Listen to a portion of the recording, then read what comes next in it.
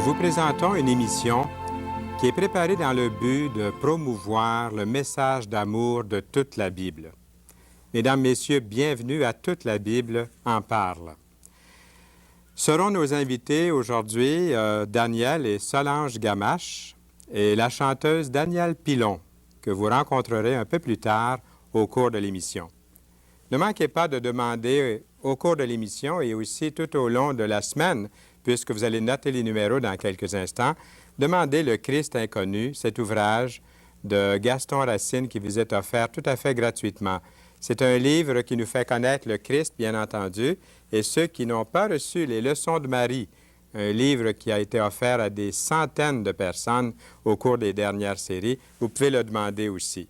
Et ne manquez pas la parole de Dieu, bonne nouvelle aujourd'hui de la Société biblique canadienne. Nous remercions la Société biblique canadienne de nous offrir les Nouveaux Testaments gratuitement, ainsi que ces livres de Gaston Racine qui nous sont offerts. J'aimerais vous lire, je pense que j'ai le... vous allez voir les numéros de téléphone. Je devrais plutôt les lire, ces numéros-là, afin que vous puissiez, tout le monde puisse bien les noter. Alors, c'est Edmonton, le 403-449-5291, Granby, 514-375-4575, Montréal et la Rive-Sud, 514-467-9966 et Sherbrooke, 819-566-6946 et Thetford Mines, 418-334-0020. Alors, ne manquez pas de composer ces numéros. Et lorsque vous nous parlez, lorsque vous laissez votre message lors de ces appels, ne manquez pas aussi de demander des choses comme où nous nous réunissons, ou vos requêtes de prière, vos sujets de prière. Nous faisons tous partie dans l'équipe de Toute la Bible en parle de groupes de prière. Et nous aimerions prier avec vous et pour vous. Rendons-nous sans plus tarder auprès de Daniel et Solange Gamache. Daniel et Solange Gamache, hey, ça me rappelle de bons souvenirs de Montmagny. On retourne à l'école du dimanche. Oui, je t'ai vu à l'école du dimanche, Daniel. En effet, je l'ai vu. Solange, savais-tu que j'ai vu Daniel, il avait 5 ans. Oui, hein? Il n'y avait pas de couche, par exemple. Il était tannant dans ce temps-là? Il avait laissé tout ça.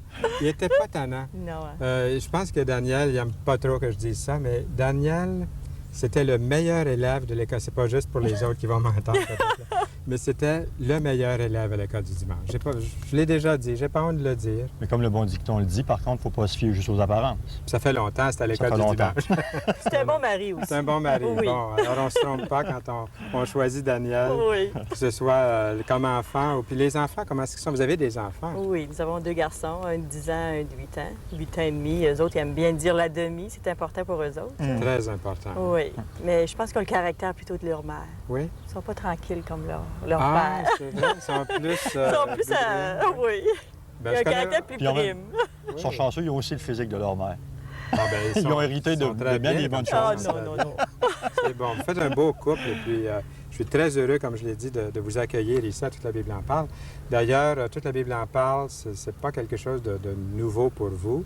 Daniel, ça fait combien de temps là, que tu Oh, nous là aides? là. Ça fait maintenant 15 ans qu'on est installé à Montréal. 15 ans en juin, justement. Puis je dirais qu'on a commencé à s'impliquer avec Toute la Bible en parle la 2e année de notre arrivée à Montréal. À toute fin pratique, on parle de 13 ans à peu près maintenant, Oui. 13-14 ans. Là.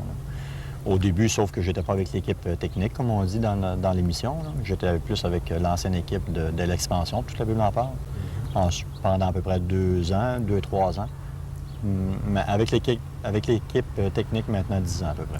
Merci Solange de nous le prêter Ça me fait plaisir. les vendredis soirs lorsque nous enregistrons en studio, de le voir partir. On forme une belle équipe et j'en profite pour remercier toutes les personnes qui sont dans l'équipe. Même aujourd'hui, les pigeons. On est à Verchères. Vous aimez ça ici? Ah, Super. Au bord du super. fleuve? Ça nous rappelle des souvenirs. Oui, parce que vous avez habité à Berthier-sur-Mer, dans le comté de Exactement. Montmagny. Ses aussi. parents habitent toujours là aussi. Puis vous, c'est tout près des frontières américaines. C'est votre famille. ça, oui. C'est Fabien de Panay, pour ceux qui connaissent un peu le coin. Là, Mais l'année passée, on a très fait des beau menu. enregistrements, là. Et les pigeons et nous, là, on est allés faire un beau voyage dans ce coin-là. Puis à lire Carbonneau. Mon père Ah, que ouais. j'aime tant. Oui, on promet, on voudrait l'interviewer un jour. Comme Mme Pigeon disait, je pense qu'on va faire 10 émissions avec lui. Le capitaine bonhomme du milieu évangélique. Je pense que oui, hein. Il a beaucoup d'humour, puis pourtant, il est capable de faire traverser la vérité jusque dans nos cœurs. Il a toujours eu une joie de vivre. Même quand il ne connaissait pas le Seigneur, il y avait une joie de vivre que j'ai toujours trouvé ça beau chez lui. Là. Puis il a transmis cette joie de vivre-là chez les enfants, dont Solange. J'espère, Oui. j'espère. Et qu'est-ce que vous faites présentement? On voudrait se situer par rapport à votre vie. Puis ensuite, on va parler de choses très, très sérieuses qui vous font du bien dans votre vie chrétienne. Mais moi, de mon côté, là, à travail séculier, je travaille pour une compagnie de pièces automobiles depuis plusieurs années, depuis 15 ans aussi, effectivement. Mais ça, c'est mon deuxième travail, si je peux dire, même si ça prend 40 heures par semaine. On est impliqué dans une église dans l'ouest de Montréal, la Ville-la-Salle. Une petite église qu'on aime beaucoup. Même si on est déménagé dans les Basses-Laurentides, on continue de fréquenter notre église à Ville-la-Salle. Mentionnez où est-ce que c'est. Le groupe puis, biblique de l'ouest de Montréal. Les réunions, à quel moment? À tous les dimanches matins, on a notre rencontre à 9h30, qui débute à 9h30. On a un programme pour les adultes, on a un programme pour les enfants aussi, bien entendu. On a tellement d'enfants dans notre église. Il y a plusieurs églises qui s'imaginent, qui ont des problèmes parce qu'ils n'ont pas beaucoup d'enfants. Tandis que chez nous, on en a plusieurs. On a un C'est beau vrai. groupe. Vous avez plusieurs jeunes couples. Hein? Ah, Oui, c'est ça. Puis Solange, quelle est la vie? Quelle sorte de vie? Elle est occupée. La mienne aussi. Oui. Moi, ben là, mes enfants vont à l'école durant le jour, mais je garde aussi des enfants durant le jour. Puis le soir, ben c'est les miens. Puis, Oui, combien d'enfants? C'est mes enfants à temps plein, là. Toujours des enfants, jour et Ah oui, le et jour, soirée. je garde... Oui, c'est ça. C'est C'est ça. pas trop... tu as Ça appris tire, la ça tire... patience avec ça. On va en parler. J'apprends toujours la patience. Ça tire d'énergie, mais j'aime beaucoup les enfants, là. Mais ma décision était de prendre soin de mes enfants. Ma mère a toujours fait ça chez nous, puis je trouve que ça m'a rassurée beaucoup, beaucoup, beaucoup d'avoir la présence de ma mère. Même qu'une année, elle a travaillé. Puis quand j'arrivais chez nous, puis ma mère n'était pas là, je chantais pas les repas. Juste le fait de voir qu'elle était là, elle me disait pas toujours bonjour, mais juste le fait qu'elle était là, cela c'était beaucoup. On chicanait souvent quand on arrivait, on était à 12 chez nous. Puis souvent, c'était elle, quand elle entendait Capitaine Bonhomme, là, pas Capitaine Bonhomme, mais Bobino, Ah oui. c'était sa mort. Elle voyait arriver tout le monde arriver en chicanant. Oui. Mais, Ah, mais tout le monde sa voulait présence était là. Puis Oui. pour moi, c'était tellement bon que je veux redonner ça à mes enfants. Sûrement. Puis ta mère, Solange, est une cuisinière, hein, un cordon bleu. Puis ça a été transmis aux filles. Hein? Ah oui. Il y a les garçons, J'en eux bénéficie. Les Les c'est ça? garçons, Ils font la cuisine un peu. oui, Ouais. je crois que oui. Ouais. Je pense que quand ils s'y mettent, ils sont bons. Ah oui, Raymond, il y a une bonne sauce à spaghetti. Oui, bon, ben, on va retenir ça. C'est mon favori aussi. Mais maintenant, là, on a promis de parler de 3 choses. Ouais. Et la première, Solange vient de toucher le sujet, la patience. Ouais. Qu'est-ce que c'est la patience? Pourquoi est-ce que vous avez voulu mentionner cette notion-là, premièrement, qui vous échappe, en tout cas pour Daniel? Il y a une notion de la patience que tu me disais avant l'émission qui t'échappe. Tu aimerais en parler un peu. Bien, c'est le fun qu'on puisse faire le joint entre questions alimentaires puis parler d'un sujet comme ça. On peut dire que la patience, c'est rendu une denrée rare aujourd'hui. C'est quelque chose qui n'est pas facile pour l'homme moderne de pouvoir apprendre la patience parce qu'on vit dans un temps de fast-food. On vit dans un temps où est-ce qu'on ne veut pas avoir les choses aujourd'hui ou demain, on veut avoir les choses hier. Dans le domaine du transport, moi, je suis confronté dans le domaine du transport, puis le service à la clientèle, c'est ça. Quand est-ce que je peux avoir ma marchandise? Est-ce que je peux l'avoir hier? C'est sûr et certain que c'est avec un brin d'humour, mais ça marque quand même la mentalité de notre monde aujourd'hui.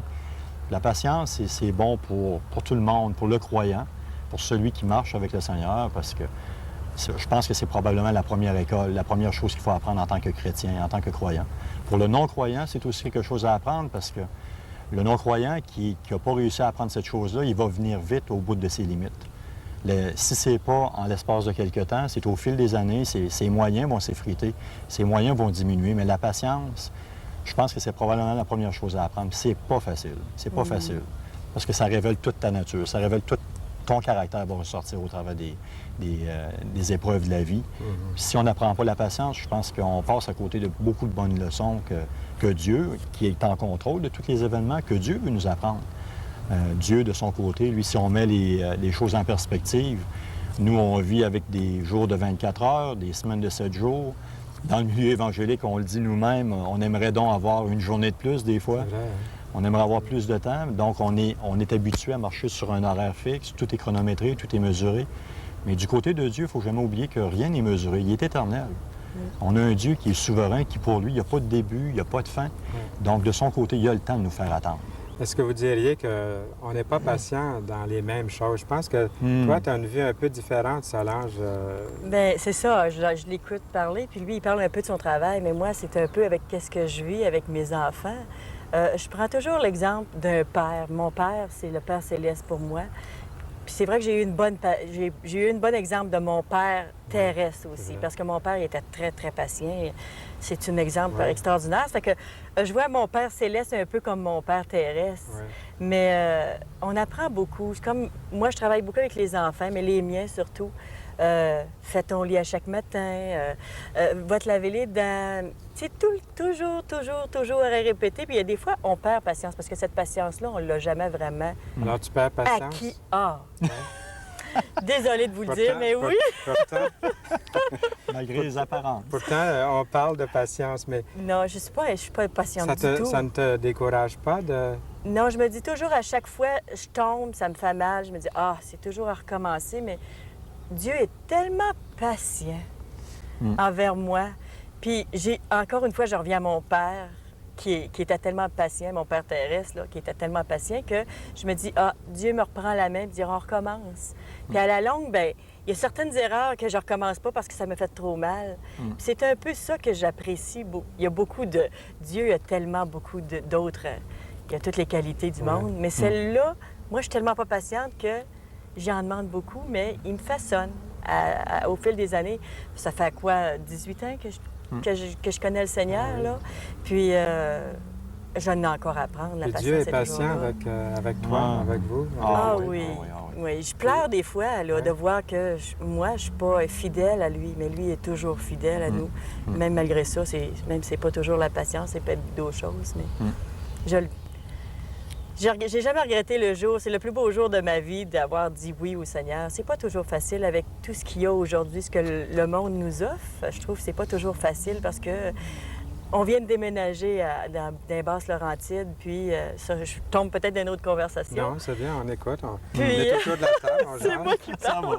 On prend notre verre d'eau de temps en temps. C'est ça, chacun son On vient de tour. déménager dans des Basses-Laurentides, puis là, ben, on essaie de rentrer en contact avec nos nouveaux voisins parce qu'on est déménagé en automne, ça fait qu'on les a pas vus beaucoup l'hiver. Puis quand est arrivé le printemps, mais là, j'aime beaucoup mes voisins, mais Dieu, il doit me trouver un peu lâche parce que j'ai un peu peur de dire que j'appartiens à Dieu parce que j'ai peur de perdre l'amitié de mes voisins. Mais dans le fond, c'est pas ça que Dieu dit. Peut-être qu'il nous dit d'être fidèle à lui puis dire oui, j'appartiens à Dieu puis de ne pas avoir honte. C'est facile à dire pour moi, mais moi aussi, j'ai cette crainte des fois de perdre des amis à cause de ça. Et c'est important de dire ce qu'on est en train de considérer ensemble, surtout ce que tu dis concernant notre témoignage de chrétien. Il y a 18 ans, Solange, tu as accepté Jésus-Christ comme ton sauveur personnel. C'est pour ça qu'aujourd'hui, sans gêne, sans honte, peut-être avec un peu de nervosité, on peut venir en parler, mais c'est un désir que vous avez eu de venir témoigner de Jésus-Christ. Parce qu'il y a 18 ans, le Seigneur est venu changer votre cœur. Exactement. Hein? Puis toi, c'était plus jeune peut-être encore que ça. C'est pas beaucoup plus jeune que ça quand même. C'est peut-être la première fois qu'on a l'occasion d'en parler, puis peut-être tes yeux vont s'agrandir un petit peu malgré le soleil. Malgré ses 5 ans. J'ai grandi, moi je considère que j'ai grandi dans un milieu à croyance évangélique. C'est vrai. Mais pour que mon cœur soit touché, c'est pas en bas âge que mon cœur a été touché, c'est beaucoup plus dans la période de l'adolescence. Suite à un accident que j'ai eu avec mon père, un accident dans le transport, c'est à partir de ce moment-là que ma vie a eu un point tournant. Pour faire une histoire courte, l'événement marquant, c'est quand je m'étais endormi dans le camion, puis mon père m'a donné une tape sur l'épaule pour me dire « Daniel, réveille-toi, on s'en va ». Donc, un jeune garçon qui s'endort dans un camion, je me suis juste ouvert les yeux, j'ai dit « Où est-ce qu'on s'en va ». Puis j'ai cligné les yeux, puis quand je les ai rouverts, On était couchés dans la neige avec le 45 pieds, avec C'est vrai. un camion remorque. Oui. L'événement marquant, par contre, c'est qu'entre mon bras et la poitrine, la vitre s'était cassée avec le poids de la neige. Ça l'avait fait une pointe assez haute. Mais j'avais la pointe, moi, entre le bras et la poitrine. Puis la pointe était montée comme ça de travers. Ça fait que je savais très bien, moi, que 10 pouces de moins, puis Côté j'étais... gauche. Oh! Oui. 10 pouces de moins, puis j'étais coupé en deux. Puis on venait juste de parler de l'Évangile quelques temps auparavant avec un de mes amis qui, lui, est converti aussi depuis ce temps-là. Sais-tu que c'est la première fois que j'entends ça? Oui, cette oui. affaire-là? Ça a été le point vraiment marquant pour me dire, bien là, c'est plus la croyance de T'avais mes quel parents. âge, 16 ans? J'avais 16 ans quand c'est arrivé, cet accident-là. Donc là, c'était la première fois que je ressentais que c'était ma responsabilité vraiment individuelle. C'était plus mes parents qui auraient pu faire quelque chose pour moi. J'étais vraiment responsable, puis là, j'ai vu que la vie était courte. Même à 16 ans, on peut être emporté comme ça. On peut être emporté à n'importe quel âge. Donc, à partir de ce moment-là, la parole est devenue vraiment vivante pour moi. Et pour ceux qui entendent ce témoignage, qui entendent vos paroles aujourd'hui, peu importe qui ils sont et où ils sont, c'est important pour eux aussi de se tourner vers Dieu. Ah, absolument. Puis il y a un temps Absolument. marqué, on dirait, dans notre vie, que si on ne le fait pas, Ouais. on perd peut-être des années précieuses, peut-être jamais l'occasion de revenir. Absolument. Parce qu'on ne connaît pas Absolument. le dernier. Oui. La providence dans tout ça, bien, on en parle. On est justement en Ah train oui. de parler de la providence. C'est justement ça, c'est de voir la providence de Dieu dans tous les événements qui arrivent. Solange parlait tout à l'heure de la question du déménagement à Boisbriand. Il y a une longue histoire en arrière de ça, avant de se retrouver à Boisbriand. L'accident dont je viens de faire allusion. Lorsqu'on regarde un événement qui nous arrive, bien souvent, on est tenté à voir la main de Dieu, de voir la main de Dieu d'une façon positive. On veut voir que Dieu nous bénit. On vit dans une société qui recherche la prospérité, qui recherche l'abondance. Mais j'aime beaucoup le dernier disque que Richard Toupin vient d'enregistrer, qui nous mentionne par contre que malheureusement, dans le siècle présent nous a probablement endormis à cause de cette notion de prospérité-là. Et puis aujourd'hui, bien, il ne faut pas voir la provision de Dieu dans le sens de l'abondance, mais voir les prévisions de Dieu, les provisions de Dieu dans tous les événements de la vie. Les événements positifs, les événements négatifs, de voir que Dieu contrôle le moindre détail.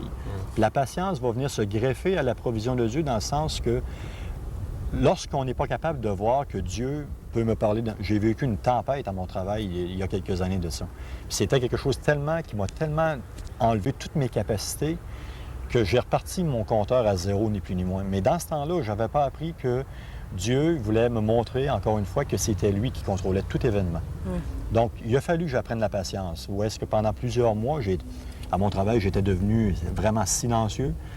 Pas silencieux dans l'amertume, pas silencieux dans le remords ou dans la frustration, mais silencieux dans la dépendance de dire que Dieu va faire quelque chose dans son temps. Ça, c'est pas quelque chose de facile à apprendre. Quelquefois, on a mal beaucoup dans des expériences. Ça fait vraiment mal. Là. Comme, Ah, peux-tu nous donner un exemple comme, de quelque chose? ben, un qui te peu vient à qu'est-ce qu'il a l'esprit? vécu. J'ai trouvé ça dur à le vivre parce oui. que pendant au moins 6 mois, là, excuse-moi l'expression, il était un peu zombie. il Comme était une sur une... dépression. Oui, oui. Ouais, ça puis, ressemblait à ça, ni mais- plus ni moins. C'est drôle parce qu'hier, on a eu une étude des femmes à notre église, puis on parlait un peu de ça. Dieu, il attend toujours à la dernière minute pour répondre. Mais C'est vrai. il veut... Il y a toujours une, Pourquoi est-ce qu'il il y a attend, toujours une phrase qui m'a touchée dans ma vie. Depuis le début de ma vie chrétienne, ça m'a toujours marché. Fais le pas, Dieu va mettre la marche. Mais c'est dur de mettre un pas dans le vide. Mais c'est un peu ce que Dieu nous demande. Fais le pas, Dieu va mettre la marche. Puis là, j'ai perdu un peu mon fil d'idée, qu'est-ce que je voulais dire avec qu'est-ce qui s'en rapprochait, là. Mais c'était un peu ce que Dieu nous demande, de mettre le pas. C'est ça, il fait Même si provision. la marche n'est pas encore là. Ah oui. Ah oui. Il fait quelque chose pour vous, mais jamais... Ah, c'est qu'est-ce que ça fait mal. Qu'est-ce qui fait Oui. mal, des fois. Mais il ne faut pas lâcher. Dieu nous en sort tout le temps, tout le temps, tout le temps. C'est des choses comme il vient de mentionner. Tu réalises que ça fait mal. Oui, mais même mon déménagement, moi, je suis très sédentaire. Oui. Très, très sédentaire. Puis quand on me sort d'une place, ça me fait mal. Puis là, ça faisait 15 ans que je restais à la même place. Puis là, ils m'ont sorti ça m'a fait mal. Mais je savais que Dieu, un jour, me ressortirait. Ça a pris quelques mois. C'est lui qui est ta sécurité. Eh bien, c'est déjà Ça me fait terminé notre plaisir. entrevue. Merci beaucoup. Merci à la beaucoup. prochaine, Revenez-nous Fernand. bientôt. Merci. Heureusement que nous faisons affaire à un Dieu qui est patient, qui vous attend. Savez-vous qu'il vous attend en cet instant? L'émission est là pour ça, c'est parce que Dieu vous parle, il est patient, il vous attend, il vous appelle, il dit « Venez à moi, vous tous qui êtes fatigués et chargés ». Nous vous avons montré la documentation au début de l'émission. Notez bien les numéros de téléphone. La documentation, c'est le Christ inconnu par Gaston Racine. Il y a aussi les leçons de Marie et nous avons le Nouveau Testament, Bonne Nouvelle aujourd'hui. Je ne vous les montre pas, mais vous allez noter les numéros qui sont là devant vous présentement. Notez-les bien. Et lorsque vous nous appelez, faites-nous connaître aussi vos questions. Et puis, pourquoi ne pas nous faire connaître aussi vos sujets de prière? Les gens qui vont vous répondre, si c'est un répondeur automatique, les gens qui vont finalement vous donner réponse sont sérieux et vont prier pour vous. Sincèrement, ils vont prier pour vous. Vous n'avez plus besoin de vous sentir seul. Vous n'avez plus besoin de vous sentir découragé. Et vous n'avez plus besoin de poser la question « Que sert-il de continuer à vivre? » C'est parce que vous n'avez pas encore rencontré de chrétiens qui pourraient vous parler et vous entreprendre, vous donner quelque chose. Bien, la chanson et la prière de la chanteuse Danielle Pilon est « Seigneur, aide-moi à toucher mon ami, justement. Seigneur, je sais que tu l'aimes, mon ami. Oh, fais-lui comprendre qu'il te donne sa vie. » Et moi, je dirais, enfin, donnez-lui cette vie. Alors, merci beaucoup, Danielle Pilon. Elle va chanter, c'est un message, nous l'écoutons maintenant. Danielle Pilon.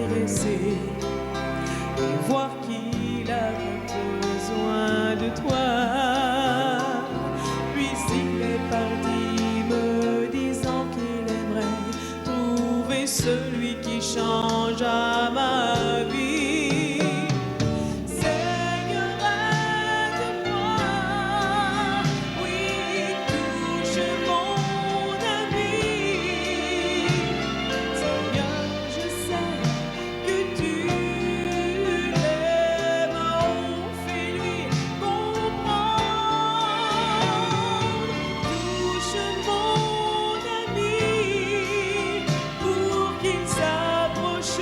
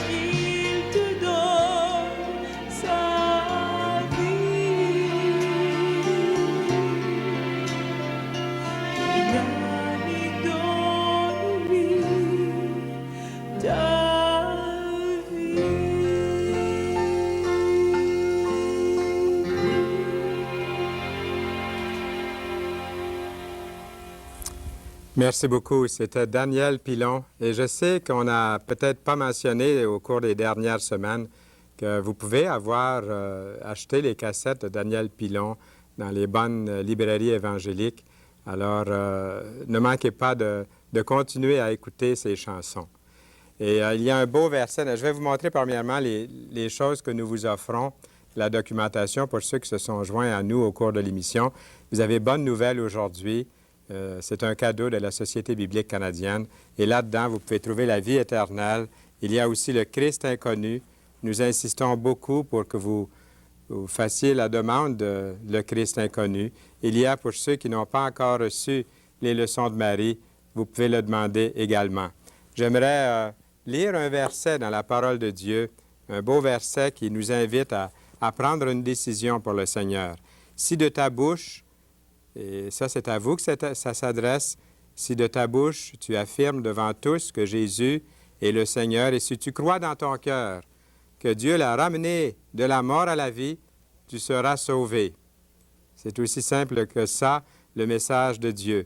Car l'homme croit dans son cœur et Dieu le rend juste devant lui. C'est vraiment un cadeau de Dieu. Tous ceux qui font appel, tout homme qui fera appel ou toute femme qui fera appel au nom du Seigneur sera sauvé. C'est ce que dit la Bible. Eh bien, ne manquez pas ces émissions. Appelez dès maintenant votre poste communautaire pour connaître l'heure et le jour de diffusion de l'émission Toute la Bible en parle. À la prochaine émission, nous accueillerons Régent Cloutier, Régent Tessier et Sandrine Poncelet. Ne manquez pas cette émission. À bientôt.